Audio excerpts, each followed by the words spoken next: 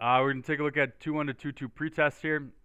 I remember this video is going to go pretty fast, so pause it when you need to. I use it more like an answer key as opposed to just following through and filling in a worksheet. You want to try to prepare yourself for this test, so do the work and then come back and look at this video for the places that you're stuck at.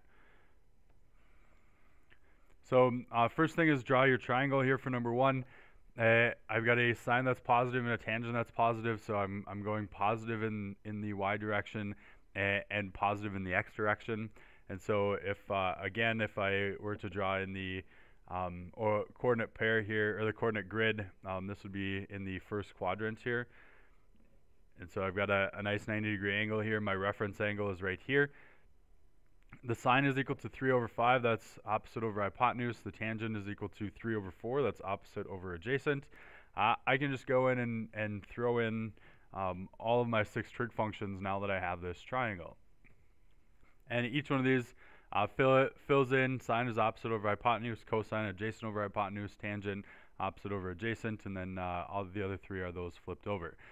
So I go through and I draw my triangle for 1 part B. And I've got a tangent that's positive and a cosecant that's negative. So the cosecant part tells me that I'm actually going down on my y value here, and so that gives me that part of the triangle. The tangent, in order for the tangent to be negative or positive, and if one of the parts of the tangent is negative, the other part of the tangent has to be negative. So this side has to be negative too, and that means that that my x-axis goes this way, and I'm actually in quadrant 3 here. So I went negative, negative on both of these, and here's my reference angle, theta. Now, tangent, if I make that a fraction, it is opposite over adjacent. Remember that this was negative 2 and this was negative 1. That's the reason we're drawing the triangle. I do need my hypotenuse, and so I can get my hypotenuse by taking the legs and squaring them and adding those together. A squared plus b squared equals c squared. So I get 4 plus 1 equals c squared. 5 equals c squared. Take the square root. And I get the square root of 5 is equal to c. So this side over here is the square root of 5. Well, now I can go through and I can put my 6 trig functions together. And when I do that, my sine is equal to opposite over hypotenuse, so that's negative 2 over the square root of 5. Don't leave the square root in the denominator, so I get negative 2 square roots of 5 over 5. As I continue with the rest of this, this is going to be 2.1b and 2.2. What I end up getting is a little bit of both put into one here. So each one of these is going to go through and do about the same thing. But look, if you look at the problems, I gave you the answer, so you have a goal, you know when to stop. And so go through, work with the either side, but ultimately the right-hand side is the answer that I'm looking for you to turn the left-hand side into. And so for part A here, I've got sine of theta. Cosecant is 1 over sine of theta, and I want to get that equal to 1. I'm not going to change that right-hand side. When I multiply these together, I get sine of theta over sine of theta equals 1. 1 equals 1, and I'm done. And that's the work that I'm going to be looking for on the test. I gave you the answer, so I don't want you just to skip to the answer. I'm actually looking for all of your work. There's no possible way that you can get all the points without showing all of your work on these. So cosine theta times cosecant is 1 over sine theta. When I multiply those together, I get cosine theta over sine theta. And cosine over sine is cotangent. All of these I wanted to be equal to cotangent. You don't need to write the answer the whole way. But if you wanted to, you could. And then that's it. I'm done. You don't need to put the little box at the end too. I just get used to writing end of proof when I have these. Cotangent, that's cosine of theta. That doesn't even look like words right there. Let's erase that. Cosine of theta over sine of theta. And then that's over cosecant, which is 1 over sine of theta. When I flip over the bottom fraction, and multiply, I get sine of theta over 1. The sine of thetas are going to cancel each other, and I get cosine of theta, which is what my goal was to get at the end. Okay. Continuing, here's d secant is 1 over cosine. I'm going to multiply this by sine of theta over tangent of theta. I'm going to turn tangent of theta into sine over cosine. 1 over cosine theta, I'm not going to touch that one yet, times sine of theta on top times the fraction on the bottom, which is cosine of theta over sine of theta. Make all these into fractions. I've got a cosine on the bottom and a cosine on the top, sine on the bottom and a sine on the top. All of those things equal 1, which is what my goal was at the end. Now, there's other ways that you can do these. Remember that you can go through and you can solve these problems any way that you wanted to. Just keep in mind that, that I'm looking for your work as you go through these. Anytime that I see a squared in here, I want to automatically go to my sheet if I haven't been using it already. And 1 minus sine squared is actually equal to cosine squared, and cosecant squared minus 1 is actually equal to cotangent. So now I have cosine squared divided by cosine squared theta over sine squared theta. Cotangent turned into cosines and sines, which gives me cosine squared theta times the reciprocal of that, which is sine squared over cosine squared. The cosine squareds are going to cancel out, and I get just sine squared, which is what my goal was at the end, and so then that's true. Okay, verifying identities. Part F. Okay. In part F, I see a bunch of sine squareds and secant squareds. Ultimately, on the right-hand side, I see that minus went away, and so with but one of the sine squared stayed, so that makes me think that I should factor this first. And if I divide both of these by sine squared, this goes away, and I get secant squared. This goes away, but I actually get a 1 there because I'm actually dividing this out. Sine squared is what I want. Secant squared minus 1 actually is tangent squared. That's a formula from our sheet, or an identity from our sheet, so I end up where I'm at, where I want it to be. Tangent squared, and that's it. On the right-hand side here, there's nothing to factor, even though that might be my first thought. Kind of take something out that I can. So I'm going to go and just turn everything into sines and cosines.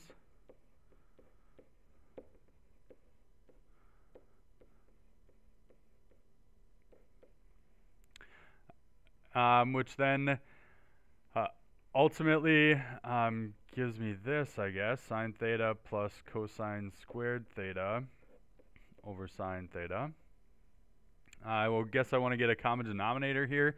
I've got two things that I can add together. One's a fraction, so common denominator, I'm going to multiply this by sine theta and this by sine theta, which gives me sine squared theta on top plus cosine squared theta over sine theta.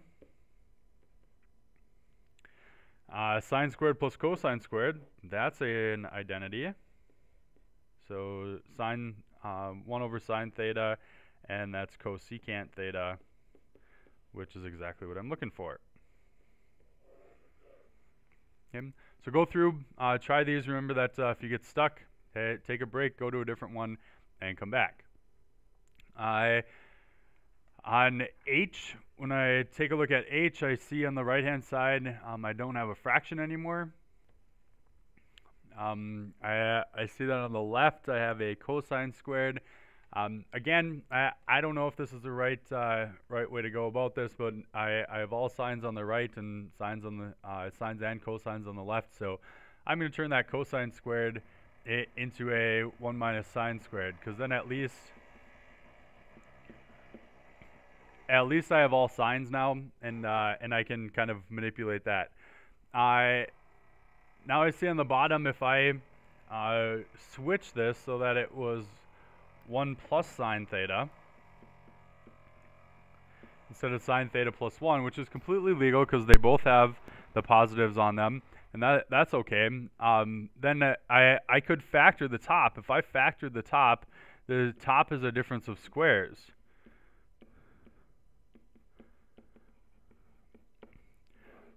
One squared and sine squared, so I get a difference of squares if I go through and factor it. So then I get 1 plus sine theta on the bottom. These are going to cancel out, and now I'm left with what I wanted. 1 minus sine theta equals 1 minus sine theta.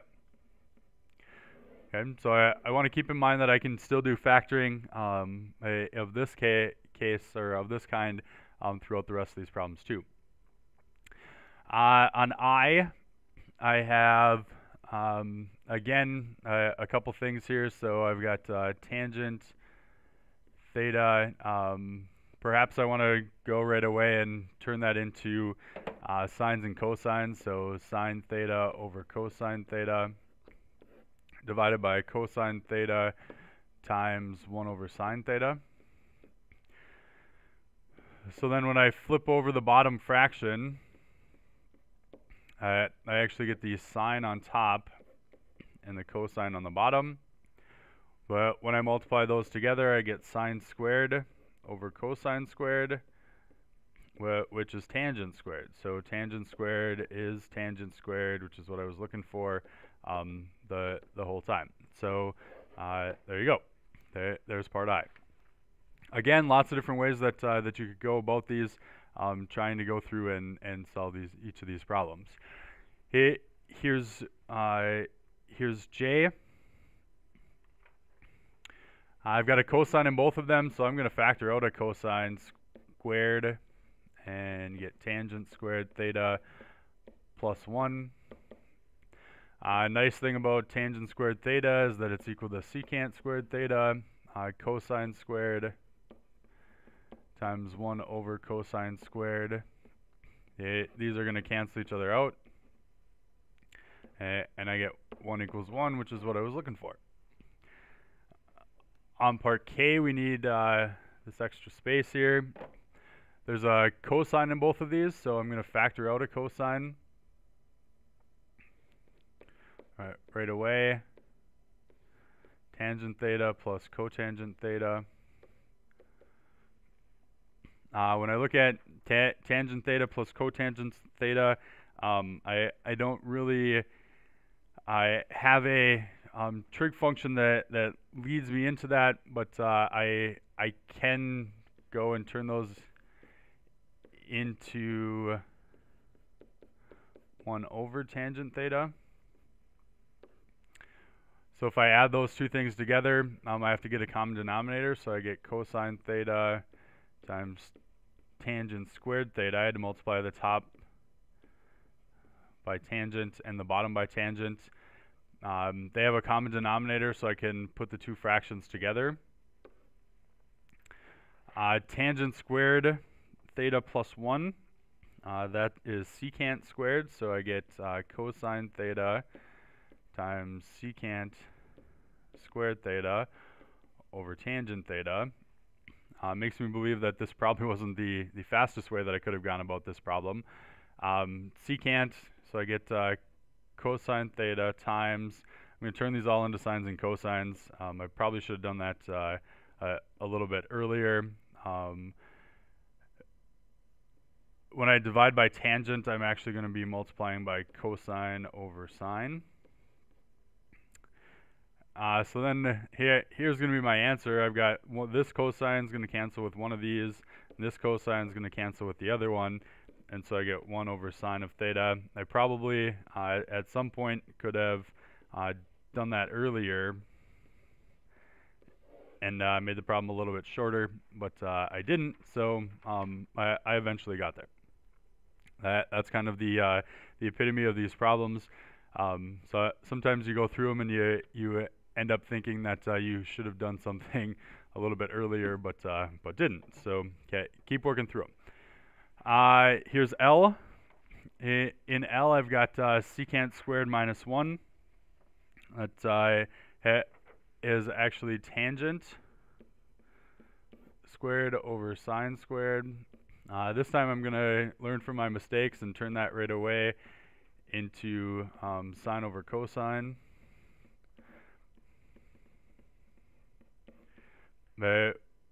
When I flip that second fraction over, I get sine squared theta over cosine squared theta times 1 over sine squared. Sine squareds are going to cancel. I get 1 over cosine squared theta, which is actually secant squared theta, which is what I wanted at the end. And finally, the last one. When I look at M on the very top, I've got secant squared and tangent squared.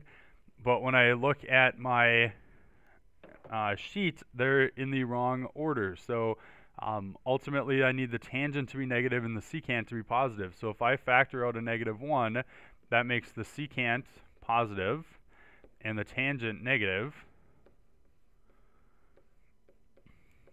which is actually what I want. On the bottom, I have cosecant squared minus cotangent squared, which actually is a 1 on the sheet from our trig identities. So now I have a trig identity on top, and I can do -1 times 1 over 1, which is -1, which equals -1. So that one's a little bit faster as we go through this problem. Okay, as we look at number 3, there's a lot of different ways that we can go about this. The first thing I see is I see kind of a distributive property problem, but you don't need to see that if you didn't see it. So I see cosine squared over tangent squared, and then minus tangent squared plus cosine squared, and then -1. Okay, that's what I see. The second thing is that I see a fraction here, so cosine squared theta over sine squared cosine squared. When I flip that fraction over, I guess I could continue going with this. I've got minus tan squared, and then this portion of it, cosine squared minus 1, is close to a trig function, but not quite, so I'm going to leave it there, see if I can do something else with it at a later time. The fraction here, I'm going to flip the fraction over, so I get cosine squared theta times cosine squared over sine squared minus tangent squared plus cosine squared -1. Somehow I want all of this stuff to cancel out, and as I look at it, I don't see a lot of it canceling out, and so I'm going to go back and start over. So second round at this, I'm going to say that tangent squared is secant squared theta. I'm going to say that cosine squared minus 1 is still close to what I want, but I'm going to factor out the negative so that this becomes 1 minus cosine squared, just like we did in the last problem, which means that I have secant squared theta times -1. 1 minus cosine squared is sine squared. This looks a little bit better. Secant squared is 1 over cosine squared times -1 times sine squared, theta. The sine squared and the cosine squared, if I multiply those together on the tops, I get negative sine squared